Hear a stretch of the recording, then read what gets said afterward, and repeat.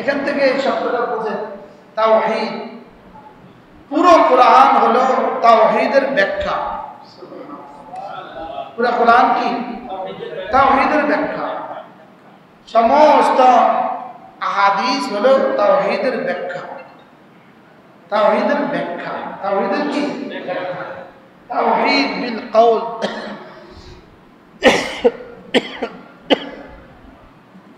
তাওহীদ বিল আমাল।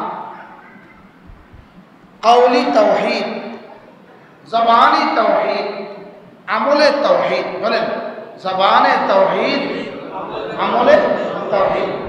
আর তাওহীদের পূর্ণাঙ্গ আকৃতি হলো নামাজ। তাওহীদের পূর্ণাঙ্গ আকৃতি কি বলেন? নামাজ হলো তাওহীদের পূর্ণাঙ্গ আকৃতি। পুরোটা নামাজ জুড়ে শুধু তাওহীদের শিক্ষা।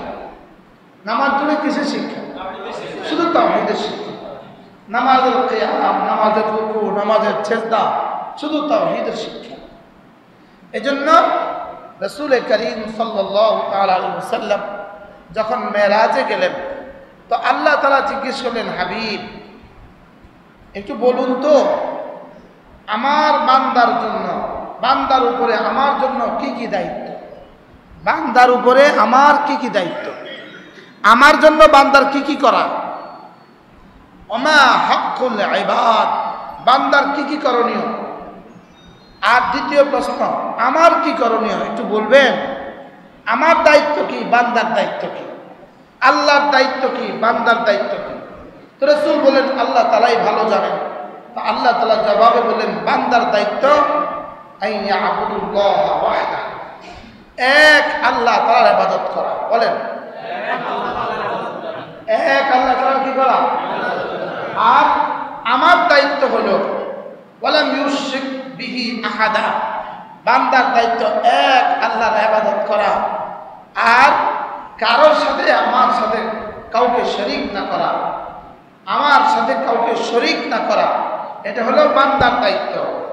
এক আল্লাহ তাআলার ইবাদত করা আর আল্লাহর সাথে কাউকে শরীক না করা, এটা হলো বান্দার দায়িত্ব। আমার দায়িত্ব হলো মান মাতা ওয়ালাম ইউশরিক বিল্লাহ, শিরিক ছাড়া যে কবরে যাবে আমি তাকে জান্নাত দিব, এটা আমার দায়িত্ব। কি বলেন? আল্লাহর দায়িত্ব কি বলেন? শিরিক ছাড়া কবরে গেলে তাকে কি দিবে? জান্নাত দিবে। শিরিক ছাড়া কবরে গেলে আল্লাহ তাআলা জান্নাত দিবে, এটা আল্লাহর দায়িত্ব। সুবহানাল্লাহ। এই জন্য দোয়াও করা, আল্লাহ আমাকে শিরিক থেকে বাঁচান। বলেন আল্লাহ আমাকে শিরিক থেকে বাঁচান। ইন্নাল্লাহ লা ইয়াগফিরু আন ইউশরাকা বিহি ওয়া ইয়াগফিরু মা দুনা যালিকা লিমান ইয়াশা। আল্লাহ তাআলা শিরিক মাফ করবেন না, আর সমস্ত গুনাহ আল্লাহ তাআলা যাকে চান তাকে কি করে দিবেন? মাফ করবেন। কোন মুশরিককে আল্লাহ মাফ করবেন না। বলেন আল্লাহ কাকে মাফ করবেন না? কোন মুশরিককে আল্লাহ কি করবেন না? কোন জালেমও যদি আল্লাহ তাআলার কাছে মাফ চায় আল্লাহ তাআলা তাকেও মাফ করবেন। ফেরাউন যদি আল্লাহর কাছে মাফ চাইতো আল্লাহ তাকেও মাফ করত। ফেরাউন যদি আল্লাহর কাছে মাফ চাইতো, ফেরাউনের ব্যাপারে ইতিহাস আছে, সে নাকি 30,000 বনি ইসরায়েলের বাচ্চা হত্যা করছে। 30,000। লেকিন আজকে পৃথিবীর এক জালেম, আজকের ইসরায়েলের প্রধানমন্ত্রী, আজকের পৃথিবীর এক জালেম ফেরাউনের চেয়েও জঘন্য।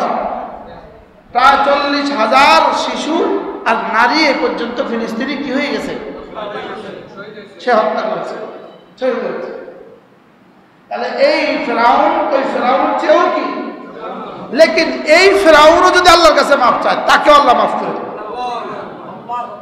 আল্লাহ তাকেও মাফ করে দেবে। আচ্ছা, কি পরিমাণ মাগফিরাতের ক্ষমতা রাখেন তিনি? যদি এই আজকের এই 90 ফেরাউন যদি আল্লাহর কাছে মাফ চায় আল্লাহ তাকেও মাফ করে। মুসলিম শরীফের ব্যাখ্যা গ্রন্থ ইমাম নববী রহমতুল্লাহ আলাইহি লিখছেন, এই ব্যাপারে মতানৈক্য আছে ফেরাউনের ঈমান কবুল হয়েছে কিনা। ফেরাউনের মৃত্যুর সময় আমানতু বিরব্বি মূসা ওয়া হারুন, ফেরাউন বলছিল আমি মূসা আর হারুনের রবের উপর ঈমান আনছি। এই কথা থেকে ইখতিলাফ হয়েছে ফেরাউনের ঈমান আল্লাহ কবুল করে ফেলছেন কিনা। কি যদি সে যদি সেও আরো 2-4 বার বলার সুযোগ পেয়ে যেত, আল্লাহ তাকেও মাফ করে দিত। আল্লাহ তাকেও মাফ করে। আল্লাহ তাআলা কি পরিমাণ মাগফিরাতের মহাসাগর নিয়ে অপেক্ষা করছেন। আর আমার মতো 3.5 হাতের মানুষটাকে মাগফিরাতের দিকে দাওয়াত দিচ্ছেন। মাগফিরাতের দিকে কি দিচ্ছেন? দাওয়াত দিচ্ছেন। আমাদের এই বইটা হলো তওবা এবং ইস্তেগফার। বইটার নাম কি? তওবা এবং ইস্তেগফার। তওবা কাকে বলে? ইস্তেগফার কাকে বলে? তওবা কাকে বলে? ইস্তেগফার কাকে বলে? অতীতের গুনাহ থেকে মাফ চাওয়া, অতীতের গুনাহ থেকে মাফ চাওয়া, এটাকে বলে ইস্তেগফার। সামনে গুনাহ করব না বলে ওয়াদা করা, এটাকে বলে তাওবা। বলেন তো ইস্তেগফার কাকে বলে? অতীতের কৃত গুনাহ থেকে কি চাওয়া, এটাকে বলে কি? ইস্তেগফার।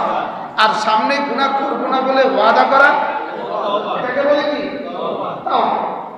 বাইতুল্লাহর মুলতাজিমের উপরে, বাইতুল্লাহর কাপড়ের মধ্যে গিলাফে স্বর্ণাক্ষরে লেখা আছে যে আয়াতে কারিমাগুলো, তার মধ্যে একটা আয়াত এটা, ওয়ামান ইয়ামাল সুআন আও ইয়াজলিম নাফসা, যে নিজেকে নিজে বেশি গুনাহ করে ফেলে, যে গুনাহ করে ফেলে, ওয়ামান ইয়ামাল সুআন, যে বেশি গুনাহ করে ফেলে, আও ইয়াজলিম নাফসা, অথবা নিজের উপরে জুলুম করে, সুম্মা ইয়াজিদ সুম্মা ইস্তাগফিরুল্লাহ, এরপরে যদি আল্লাহ তাআলার কাছে ইস্তেগফার করে, ইয়াজিদিল্লাহ গফুরার রহিমা, সে আল্লাহ তাআলাকে গফুর আর রহিম পাবে।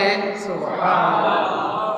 ওয়া মান ইয়ামাল সুআন আও ইয়াজলিম নাফসা, যে নিজের উপরে নিজে বেশি জুলুম করে ফেলে অথবা গুনাহ করে ফেলে, এরপরে যদি বলে আস্তাগফিরুল্লাহ আস্তাগফিরুল্লাহ আস্তাগফিরুল্লাহ আস্তাগফিরুল্লাহ আস্তাগফিরুল্লাহ আস্তাগফিরুল্লাহ ইয়াজিদিল্লাহ গফুরার রহিমা, সে আল্লাহ তাআলাকে পাবে, গফুর আর রহিম পাবে, আল্লাহ তাআলাকে মাফ করনেওয়ালা পাবে। শুধু মাফ করে শেষ করবেন না, শুধু মাফ করে শেষ করবেন না, আবার রহিমও পাবে। কি ভাই, আপনি যদি একজনকে 1 লাখ টাকা দেনা থাকেন, অনেক দিন ধরে দিতে পারেন না, তো এবার কতদিন ধরে সুপারিশ করান, সুপারিশ লইয়া এবার মাফ চান, তো বেশি থেকে বেশি বলবে যান মাফ, আরো তো 10 লাখ দিবে না। বুঝেন নাই কথা? আচ্ছা, এবার যদি আগের 1 লাখ টাকা মাফ চাওয়ার সঙ্গে সঙ্গে যদি পরের দিন আপনি গিয়া বলেন আমার 2 লাখ টাকা হাওলাত দেন, উনি কি বলবে? শরম নাই মিয়া? কালকে 1 লাখ টাকা মাফ করে দিলাম, 10 বছর আগের টাকা, আজকে আবার 2 লাখ টাকার মাল চান আপনি, আপনার শরম নাই? জান মিয়া, বলবে কি বলবে না? মাফ মাফ করে আবার মাফের তনা দেয়। মাফের কি করে? তনা দেয়। তনা দেয় মানে কি? খোটা দেয়।